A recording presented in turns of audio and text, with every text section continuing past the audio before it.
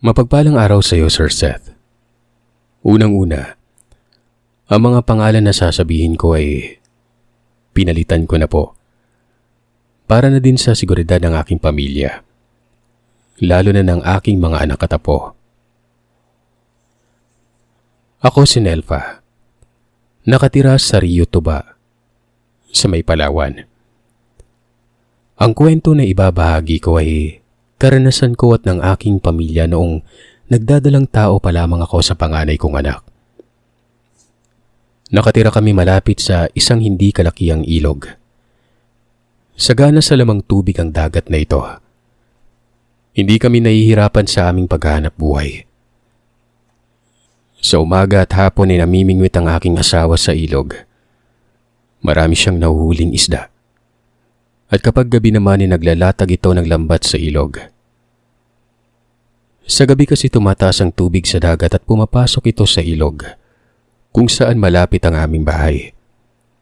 Kung kaya't ang tubig dito ay pinaghalong tubig tabang at tubig dagat.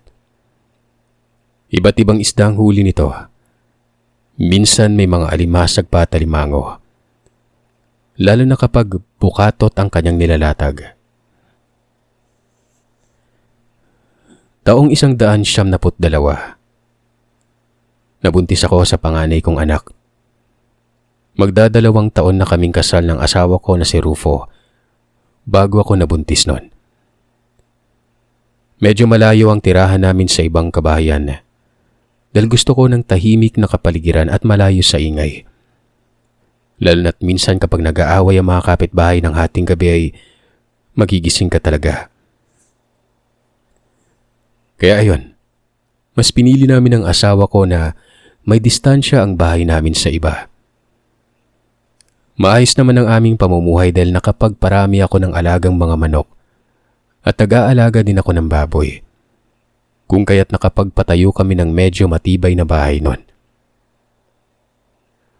Hanggang sa nagising na lamang ako isang araw na hilong-hilo ako at nasusuka. Ayaw na ayaw ko rin na nakikita ang asawa ko. Pero nagagalit naman ako kapag wala siya sa bahay. Yun bang hindi ko maintindihan ng sarili ko kung ano ba talagang gusto ko. Nalaman ko lang na buntis na pala ako nang pumunta ang biyenan ko sa bahay namin. At nakita niya ang sitwasyon ko noon. Naging mapili na rin ako sa mga kinakain ko. At naging masela ng pangamoy. At simula nang may maramdaman ako sa sarili ko ay may nakita na rin akong kakaibang hayop na pabalik-balik sa bahay. Mukha itong bayawak, pero may kaliitan yon. Hindi ko rin maintindihan kung ano bang klase ng hayop yon. Pero hindi ko na lamang pinapansin gawa ng ang iniisip ko ay ang mga sisiw ang punteriya ng hayop na ito. Pumunta ang binan ko sa bahay. At siyang nagsabi na baka buntis ako. Tinanong ako nito ng tungkol sa buwan ng dalaw ko at doon na ipinaliwanag niya sa akin na buntis nga ako ng mga panahon na yon. Kung kaya't ganun na lamang ang tuwa naming mag-asawa dahil matagal na naming gustong magkaanak. At ngayon nga ay nangyari na kung kaya't wala kaming mapaglagyan ng tuwa noon. Isang araw, nagpandaw ang asawa ko ng nilatag niyang bukatot. Bukatot at napakarami ng nahuli niyang iba't ibang klase ng isda at mga hipon noon. Kung kaya't naging abala kaming dalawa sa pagpili ng mga yon. Sinabi ko sa kanya na gusto kong sumama sa pagtinda ng mga ito. Kagad naman itong pumayag. Para naman makapamili din kami ng pagkain at ng gatas na iinumin ko mano para maging malusog ang anak namin. Siya nga pala pang, sasamahan daw ako ni Nani na magpa-check up sa sentro sa susunod na araw. Pagpapaalam ko kay Mr. Non. Maganda yan ma para naman malaman natin kung ano yung sitwasyon ni baby. Inabot kami ng 2 oras sa pagpipili ng mga nahuli ni Mr. Kung kaya't mga 9:00 na kami nakaalis papuntang bayan noon. Pagdating sa bayan, dagsaan ng mga mamimili. Kung kaya't kagad na kaming pumwesto sa tabi kung saan ang daanan ng mga mamimili. At dahil sa bagong huli at preska pa ang aming mga paninda, kagad itong nabili at naubos. Kagad naman kaming bumili ng mga gamit namin sa bahay, lalo na mga prutas at gatas na maaari kong inumin. Sa daan namin pauwi ng bahay, meron kaming nakitang ginang na hindi maalis-alis ang tingin sa akin. Hindi ko maintindihan ang klase ng paningin nito na para bang natutuwa na nananabik na yung may tipong halong gigil nun. Grabe ito makatitig.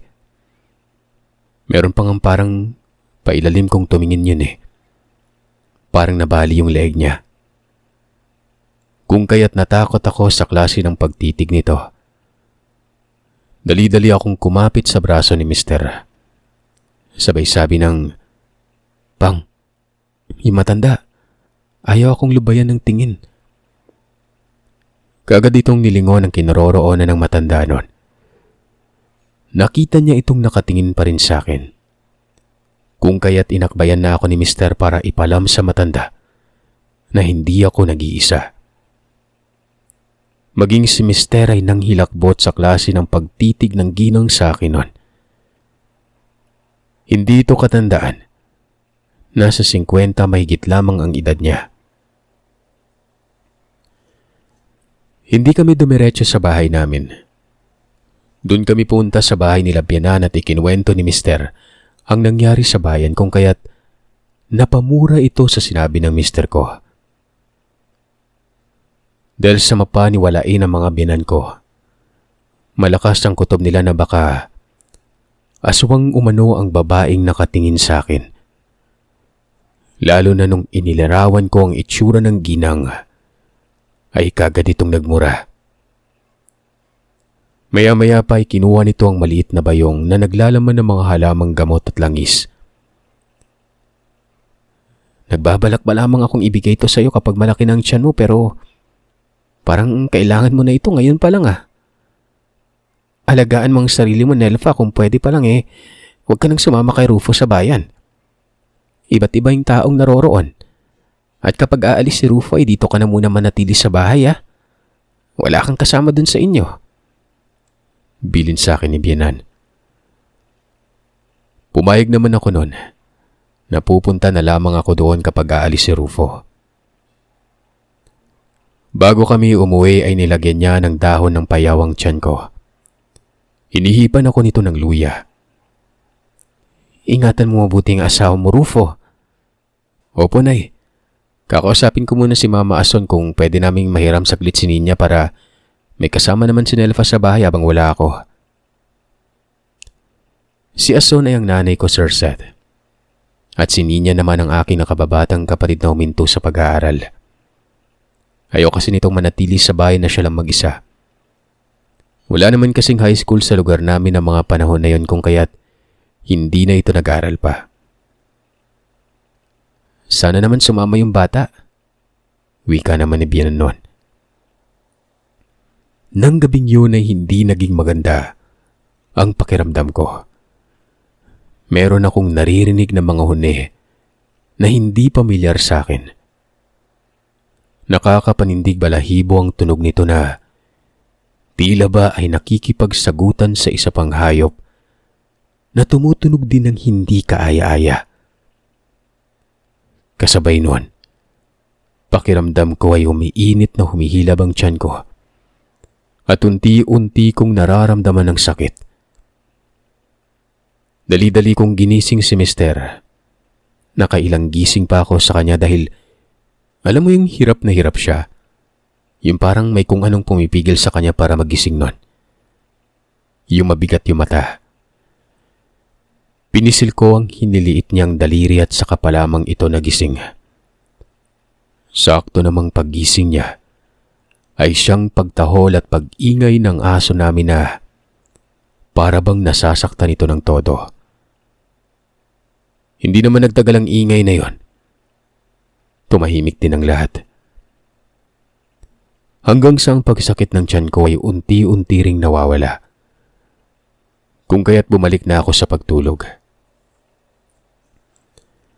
Sumunod na araw, Nagising ako sa pagmumura ni Mister.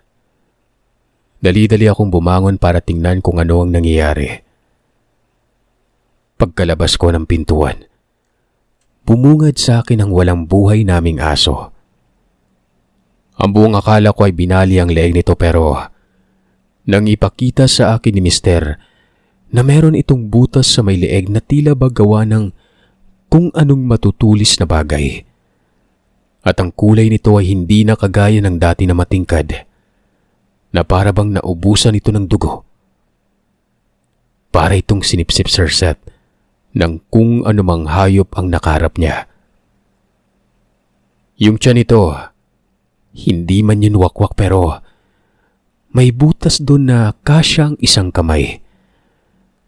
Tila ba binutasan yun para makuha ang mga laman loob ng hayop. Kung kaya't gano'n na lang ang pagtataka at pag-aalala namin ni Mister. Wala na kaming aso na siyang nagbabantay ng aming bahay, maging ng aming mga alagang hayop. At kung may mga hayop sa gabi ay hindi kami maalerto. Kukuha ako ulit ng aso kay nanay. Panatilihin na lang natin sa loob ng bahay para may tagabantay pa rin tayo sa gabi. Wika nito. Pumayag naman ako nun. Inilibing niya ng maayos ang aming aso. Pagkatapos ay nagpandaw na ito. Inilatag niya ng lambat sa may ilog. Para namang sinuwerte kami ng araw na yon. Dahil marami naman ang huli ng aming lambat kung kaya't tinulungan ko naman si Mister na magtanggal ng kanyang mga huli sa lambat. At dahil sa alintuntunin ni Biyanan, naiwan na lamang ako sa bahay ng mga ito. Si Mister na lamang ang pumunta ng bayan para ipagbili ang kanyang mga huli. Ako naman, doon na lamang nanatili sa kanila Binan. Pag-uwi nito ng tanghali ay may daladala na ito mga magagamit namin sa bahay. At ipinaalam din ito sa akin na nagkita sila ni Mama Ason. At sinabi nito na nasa bayan na sa koron ng kapatid ko. At nagpatuloy na ito doon ang kanyang pag-aaral sa high school. Siyempre, nilungkot ako noon gawa ng wala akong makakasama. Pero kahit papano masaya na rin dahil nagpatuloy na sa pag-aaral ang kapatid ko. Bitbit ang dalawang tuta ay naglakad na kami ni Mister pauwi ng bahay. Sa unahan namin noon, nakita ko ang isang ginang na pamilyar ang mukha. Hindi ako pwedeng magkamali.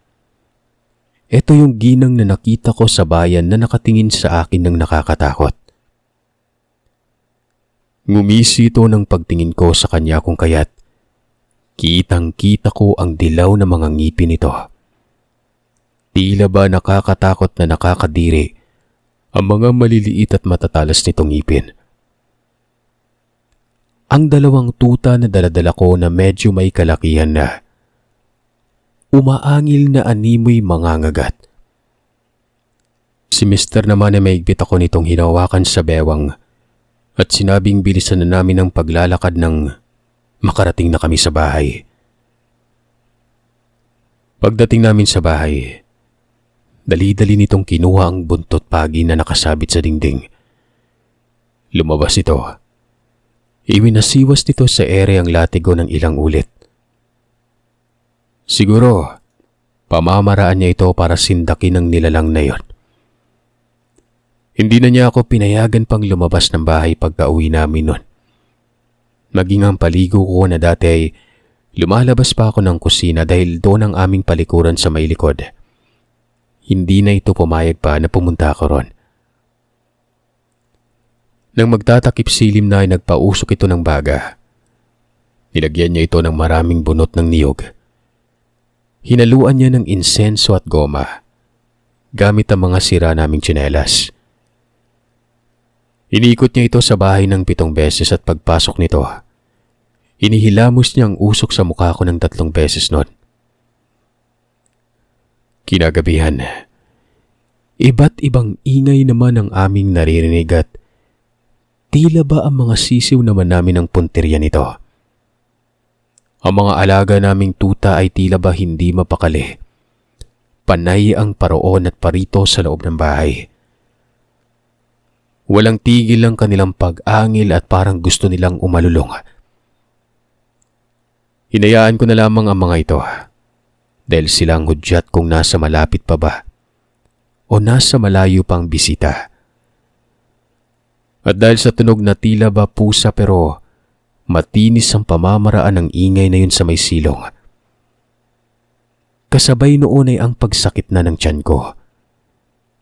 Pinaupo ako ni Mister at ang pinainit niya na mantika ay ibinuhos niya sa silong nun. Mismo sa sentro ng aming hinihigaan. Sa maniwala man kayo o sa hindi, Sir Seth, narinig namin doon ang isang matinis na paghiyaw na para bang nakaramdam ng sobrang sakit nun. Hindi na ito tunog ng pusa. Para bang tunog na ito ng isang babae na nasaktan ng todo. Napakalakas ng paghiyaw nito. Habang palayo ng palayo yon. Natamaan nata, wika ni Mister. Tingnan natin kung makakabalik ka pang siraulo ka. Ilang gabi mo na kaming hindi pinapatulog dahil sa kagagawan mong demonyo ka eh. Galit na wika ni Mister. Sumunod na araw, dali-dali itong lumabas at tinignan ng mga alaga naming manok. 3 sa sisiw nito ang wala na. Kaya lalong nagalit ang Mister ron. Nang tingnan niya ang likod bahay namin ay meron siyang nakitang ulo ng 3 sisiw na lalong nagpatindi ng kanyang galit nun. Iniingatan kasi namin mabuti ang mga alaga namin pero parang ganun-ganun na lamang sila kung patayin ng walang awang nilalang. Kung sino ka mang demonyo ka na pumasok sa silong, sana nakuha mo yung parte mo kagabing hayop ka. Galit na wika ni Mister. Dumaan ang mga araw. Maayos naman at nakapagpa-check up ako sa sentro kasama ang biyenan ko. Nakauwi din kami ng maayos ng araw na yon.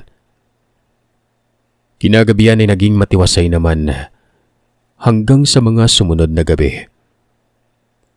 Umabot ng ilang buwan na maayos ang aming pamumuhay. Walang maingay na hayop, wala ding namatay sa aming mga sisiw. At ang mga aso namin, matiwasay din naman na lumaki. Kung kaya't dumagdag pa si Mister ng 3 pang tuta na binigay sa kanya ng kanyang kumpare. Kahit na walang nagpaparamdam, nakahanda palagi ang mga kamanyan at insenso. 6 na buwan ang aking pagbubuntis. Doon, hindi ko inasahan na muli kong nakita ang ginang na laging nakatayo sa hindi kalayuan ng bahay. Ang pinagkaiba lang, merong lapnos ang braso nito. Kahit sa may bandang mukha ay may nakita akong tila ba parang pagaling na sugat. Tinatago niya lamang ito sa pamamagitan ng pagsuot ng balabal. Habang nakatayo ito sa may kalayuan ng bahay, alam mo yung parang naririnig mo na umaangil ito. Tahol ng tahol din ang mga aso namin. Etong babaeng ito para bang lalong naiinis dahil dumami nga yung aso sa bahay. Hanggang sa maya-maya pa, nakita kong bumuka-buka ang bibig nito. Kasabay noon ay bigla akong pagkahilo. Nagmadali na akong pumasok sa bahay. Dali-dali kong pinunasan ng langis ang tiyan ko. Maging ang pulso ko ay nilagyan ko na rin ng langis. Nawala naman ang pananakit na nararamdaman ko.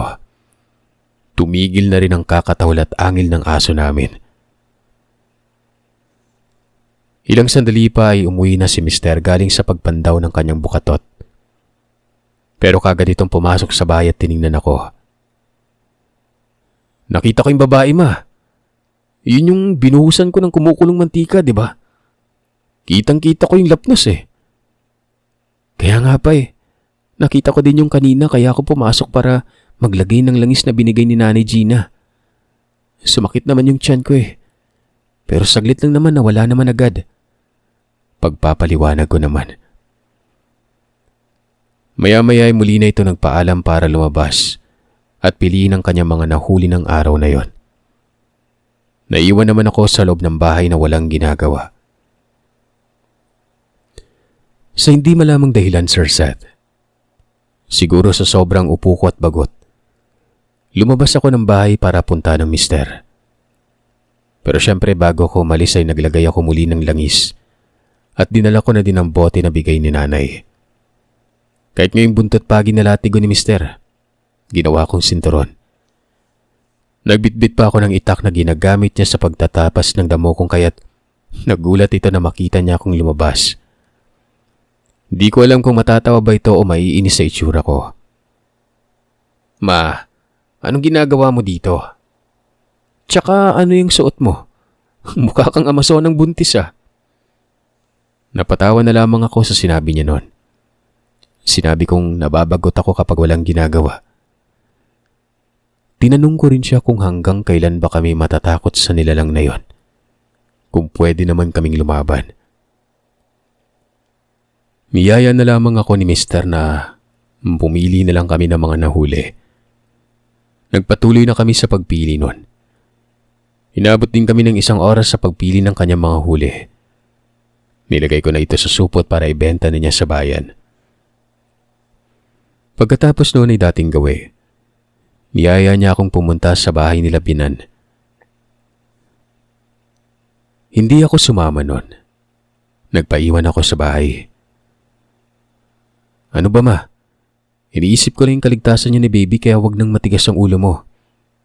Halika na. Naawa naman ako dito kung kaya't sumama na lamang ako. Ilang oras din yung inabot niya sa bayan bago siya nakauwi. Wala naman akong magagawa nun kundi ang hintay nito. 5:00 ng hapon. Bago makarating si mister, kung kaya't nagmadali na kami sa pag-uwi at kailangan pa namin magluto ng hapunan. Mabilis na lumipas sa mga araw hanggang dumating na ang buwan ng aking pagpapanganak. Naging abala na si mister. Nagkaroon pa ng aberya dahil naaksidente ang kapatid niya sa Coron kung kaya't kailangan na pumunta si Binan doon para bantayan nito sa ospital at alagaan ang mga anak nito na naiwan sa bahay. Abala din kasi ang kanyang asawa sa pag-aasikaso sa ospital. Kung kaya't sinamama na muna ang pinakausapan ni mister noon. Nagsabi din naman itong pupunta sa bahay pero medyo matatagalan pa ang mga ito dahil sa kabilang isla pa sila manggagaling. Kailangan nilang maglayag sa dagat ng 4 na oras bago makarating sa amin at hindi sila makakapaglayag kung masama ang panahon. Kaya't hindi talaga madali. Kaya nga dasal ako ng dasal no na sana umayon sa amin ang pagkakataon. Na magkaroon naman ako ng makakatuwang sa aking panganak. Ilang araw na lamang at pwede na ako manganak noon pero wala pa rin sila mama. Dito ay nagsimula ng mangamba si mister. Naroroon pa yung gabi-gabi kaming binibisita ng mga demonyo. Ang hindi ko alam kung bakit tila hindi na sumasakit ang tiyan ko noon. Gumagalaw din naman si baby sa loob kaya alam kong okay lamang siya. Hanggang sa ito na nga, Sir Seth. Dumating na ang araw ng aking panganganak. Umaga pa lang ay nakakaramdam na ako ng pagbilog sa sinapupunan ko.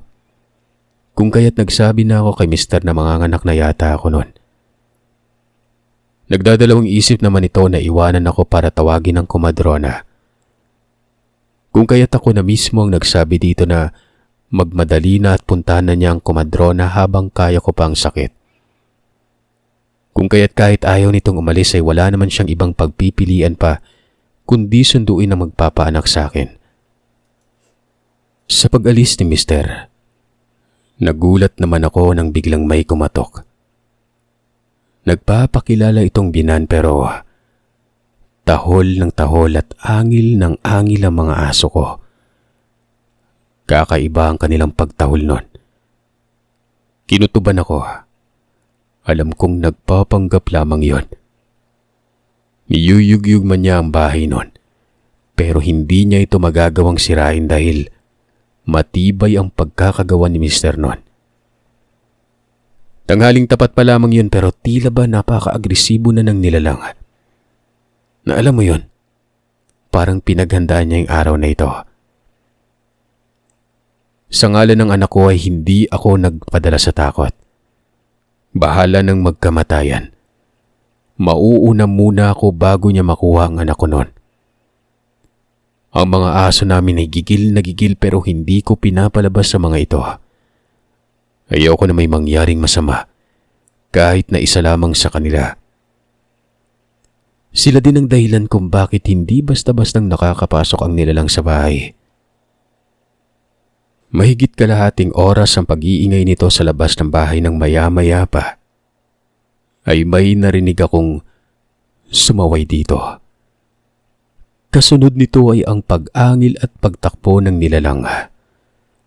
Meron akong narinig na mga yabag na tila ba may humahabol doon. Maya-maya pa, narinig ko ng boses na tinawag ang pangalan ko. Boses yun ni Mama Ason. At yun na nga, kasunod nito ay may lalaki na nagsalita. At yun ay ang boses ni Papa Julius.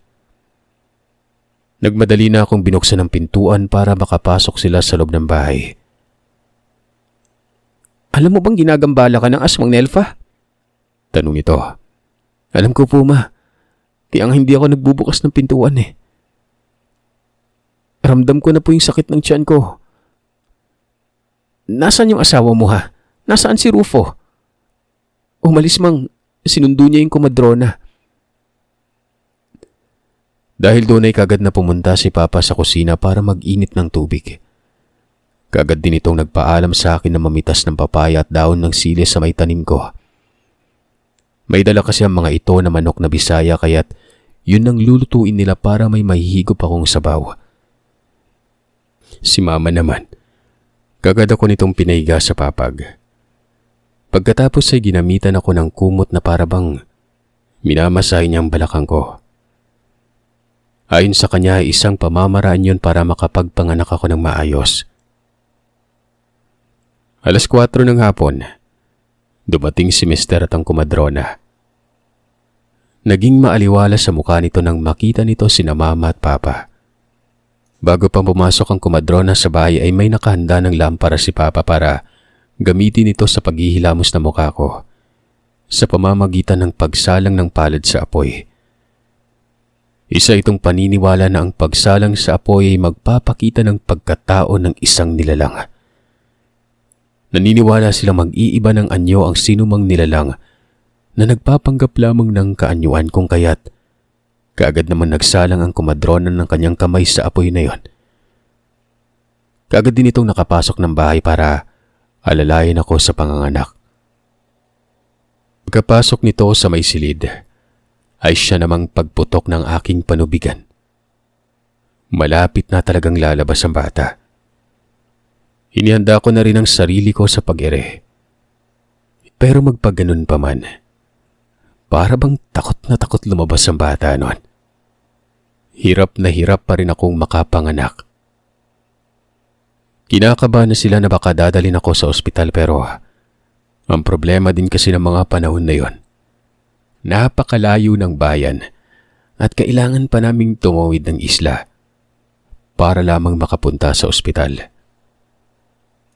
Gawa ng may konting alam sa panggagamot ay kinuha ni Mama ang langis at nagsalin ito sa kutsara. Saka ito pinainom. Si Papa naman dahil sa hindi matigil-tigil ang pagtahol at pag-angil ng aso namin. Pinakawala ni Papa ang mga ito. Pinalabas niya sa bahay. Bumaba siya para magbantay sa silong. Maya-maya pa ay narinig na lamang namin na may hinahabol ng mga aso. Sa likurang bahagi ito ng bahay kung kaya't pagkatapos magsiga ni Papa sa ilalim, kaagad naman itong sinundan ng mga aso na yon.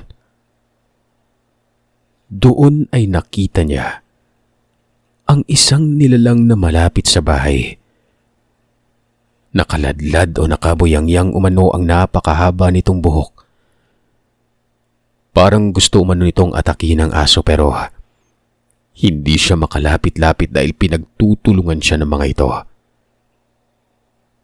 Pero nang bigla akong umiri ng malakas, ay bigla din itong nanggigil at kaagad na tumalon para sugurin ng aso na lumalapit sa kanya.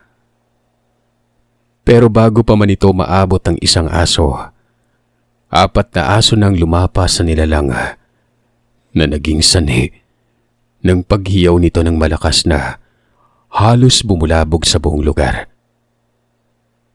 Pero tila ba hindi man lamang ito narinig ng ibang kabayan. Hindi ito tinigilan ng mga aso namin, kung kaya't walang nagawa ang nilalang na yon, kung hindi ang tumalon sa ilog. Pero ng mga oras na yun ay pumasok na ang tubig dagat sa ilog, kung kaya't maalat na rin ang tubig na yon. Naririnig namin na pumalahaw ito ng sigaw, samantalang ako naman ay pinipilit nilang manatiling gising. Hindi pa kasi lumalabas ang inunan ko noon. Ilang sandali pang lumipas ay muling humilab ang puson ko. Tila ba pakiramdam ko ay muli akong manganganak, kung kaya't muli akong umire ng malakas. Doon na may lumabas na tila ba buong dugo na madulas noon. Nakahinga ng maluwag ang komadrona at si Mama. Sabay sabi ng, "Sa wakas, ligtas ka na. Nakaraos ka na sa panganganak." Una kong tanong kay Mama noon, kung pwede na ba akong matulog. Pakiramdam ko ay pagod na pagod ako at sobrang nanghihina ang katawan ko. Pero sinabihan ako ng komadrona na hindi ako pwedeng matulog. Pinainom nila ako ng mainit na sabaw ng tinola na siyang kahit papano nagpabalik ng lakas ko. Pinagpawisan ako. Nang maiayos na kami ng bata, lumabas si Papa at si Mister para tingnan ang tawid ng ilog. Nakita nila ang isang babae na punong-puno umano ng kagatang katawan. Bumalik na ito sa normal nitong anyo. Ito din ang babae na binuhusan ni Mister ng kumukulong mantika sa silong. Hindi nila alam kung buhay pa ba ito o hindi na. Dinala ito ni Mister at ni Papa sa may kasukalan na parte ng lugar. Nang subukan umano nila itong sunugin, bigla na lamang umanong gumalaw ito at tumakbo papalayo nun.